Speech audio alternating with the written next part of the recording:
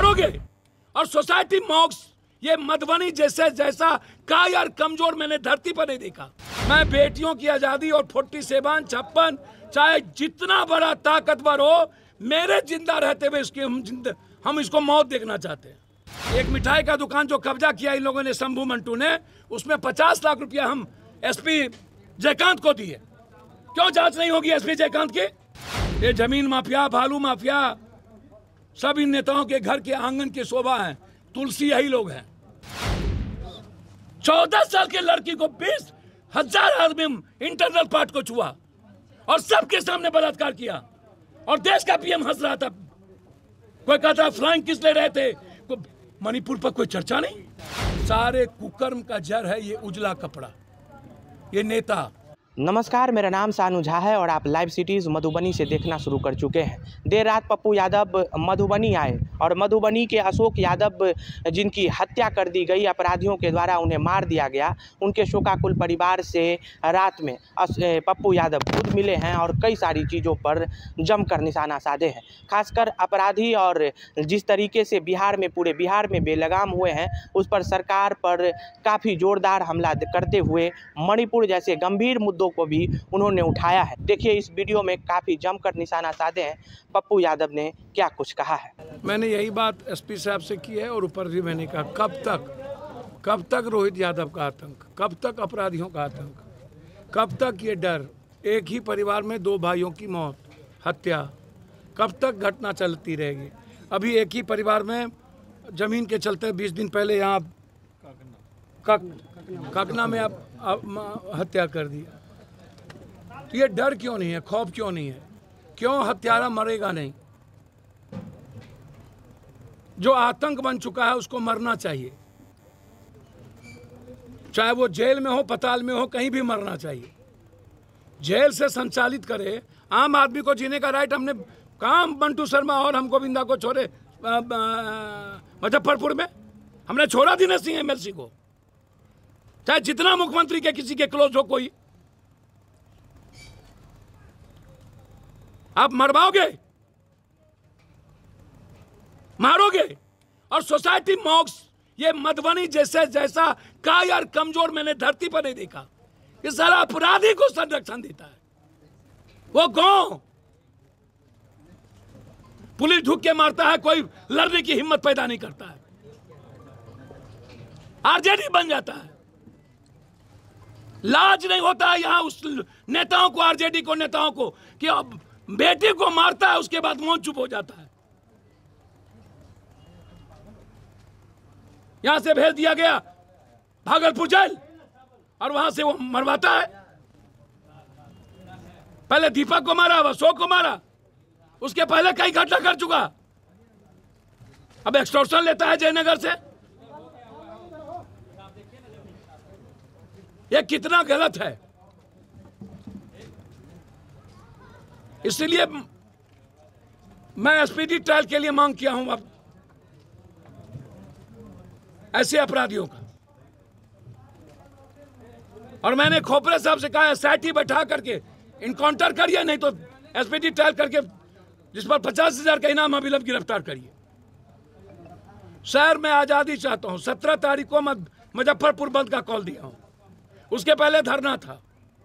मैं बेटियों की आजादी और 47, 56 चाहे जितना बड़ा ताकतवर हो, मेरे जिंदा रहते हुए हम इसको मौत देखना चाहते हैं। जिस जात का, जिस धर्म का, मजहब का हो, अपराधी अपराधी होता है। कोई कंप्रोमाइज मैं नहीं करता हूं। भाई आप डीजी साहब काम करना चाहते हैं, कौन ताकत है जो डीजी साहब के कामों को रोक रहा है? आप हमें बताइए।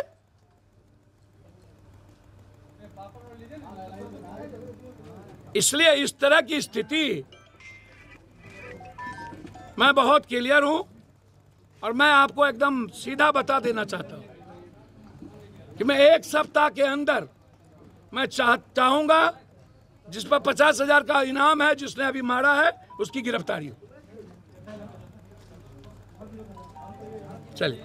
सर, इस हत्याकांड जो अशोक यादव की हत्याकांड है, इसमें कुछ की गिरफ्तारी भी हुई है और अभी कुछ सर ये एक अपराधी छोटका मोटका ये लफुआंस को आप गिरफ्तार कर लिए, जो मेन अपराधी है कंप्लीट है उसकी गिरफ्तारी नहीं हुई।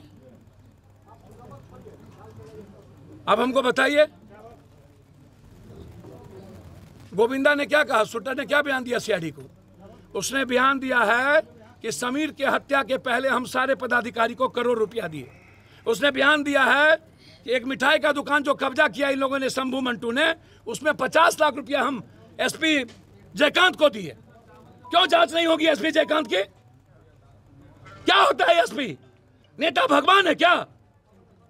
सारे नेता अपराधी माफिया का नक्शेस भट्टी जी तोड़ना चाहते हैं, उसके पैर खींचा जाता है। जयकांत एसपी को दिया 50 लाख टका। उस जमीन हमने कहा था तोड़ देंगे जयकांत जी, उसने एक्शन नहीं लिया। क्या लग रहा है सर, महागठबंधन की सरकार आई है तो क्राइम बढ़ा है? क्राइम आज से चल रहा है। ये क्राइम महागठबंधन के चलते है कि सोसाइटी के चलते है? ये समाज में तो अपना बड़का इस जात का सैया उस जात का, ये जो अपराधी को अगरबत्ती दिखाते हैं, ये सफेद पोश, ये नेता लोग, ये जो रावण बना हुआ उसकी बात क्यों नहीं करते हैं? सबसे ज्यादा बालू में पैसा किसका है? नेता का। फोकलैन और हैवा किसका है? पदाधिकारी का। माफिया कौन है? गोली चलाता कौन है? सबसे ज्यादा जमीन में मधुबनी में पैसा किसका लगा हुआ है? जयनगर में पैसा किसका लगा हुआ है? ब्लॉक प्रमुख, मुखिया, एमएलए, एमपी। खाली गाली दीजिएगा आप उसको, सोसाइटी को नहीं। कौन पार्टी का नेता है जिसका बालू में पैसा नहीं लगा हुआ है? सबसे ज्यादा सुशील मोदी ने बालू के, जब वो खनन मंत्री थे, तो उसी वक्त से आप उठा के देख लीजिए। अभी बीजेपी का एमएलसी बालू माफिया जो नंबर 1 सबसे ज्यादा बालू माफिया है, वो अभी एमएलसी बना है। ये जमीन माफिया, बालू माफिया, सब इन नेताओं के घर के आंगन की शोभा है। तुलसी यही लोग हैं। मैं तुलसी तेरे आंगन की। साले सब कुछ पहुंचाते हैं ये माफिया लोग। नेता को पैसा भी, रसूख भी, अय्यासी भी, शबाब भी, कबाब भी, क्या नहीं पहुंचाता है इन नेताओं को। लगाम कैसे लगे? ये नरूना बलात्कार केस क्या हुआ? डीआईजी के घर पहले नरूना, फिर एक एमएलए के घर, फिर एक जिला परिषद अध्यक्ष के घर, सबके घर 7 दिन 7 रात, और कत्ल करके नेपाल फेंक दिया। एकलौती बेटी थी, 3 कट्ठा जमीन के लिए उसकी बच्ची को किडनैप करके डीआईजी से लेकर नेता के घर पर सोरे गए। सर, लगाम परिवर्तन, और इन 25 साल 30 साल के जो नेता है, इनसे आज़ादी, इनसे छुटकारा, इन जाति उन्मादी नेताओं से छुटकारा, हिंदू मियाँ जातिवादी नेताओं से छुटकारा। फुसला बहला करके नेपाल में बेचा जा रहा है। वो चीज अब मधुबनी में भी शुरू हो गई। इसकी जांच की मांग हमने किया है। नेपाल तो तस्कर का अड्डा है। सब नेता का पैसा आता है, इलायची से लेकर के, गांजा से लेकर के, शराब, कोरेक्स, स्मैक, ड्रग्स। 90% बच्चा यूथ पढ़ता है, सबका बाल बच्चा बेटा कोरेक्स लेता है, पॉर्न देखता है। हम कोरोना में भर कोरोना पैसा बांट रहे थे, सब पॉर्न देख रहा था। 92%। ये इंडिया है, ये सारा देश है। मणिपुर पर चुप, रेलवे में गोली मार दिया उस पर चुप, उसको आके हम 1 लाख रुपया देके गए। हरियाणा में जिंदा जला दिया, उस पर चुप। 14 साल की बच्ची को नंगा करके 20,000, ये सोसाइटी बचा है। साला सोसाइटी पर बम, अणुबम पटक देना चाहिए। 14 साल की लड़की को 20,000 आदमी इंटरनल पार्ट को छुआ और सबके सामने बलात्कार किया, और देश का पीएम हंस रहा था। कोई कहता फ्लाइंग किस ले रहे थे? मणिपुर पर कोई चर्चा नहीं, गोल्ड मेडलिस्ट पर कोई चर्चा नहीं, हरियाणा पर कोई चर्चा नहीं। बस तेल छिड़ते जाओ, तेल छिड़ते जाओ। मणिपुर की जो घटना घटी है ना सर, ये जिंदा रहने के लायक घटना नहीं है। जीते जी मर जाना चाहिए, या इंडिया छोड़ देना चाहिए हम सबको। किसी की बेटी सुरक्षित नहीं है। कोई यदि अपने को समझ रहा है ना कि किसी की बेटी बहन सुरक्षित है, यदि कॉलेज जा रहा है, हॉस्टल जा रहा है, मास्टर के नज़दीक पढ़ने जा रहा है, तो बेटी सुरक्षित नहीं है।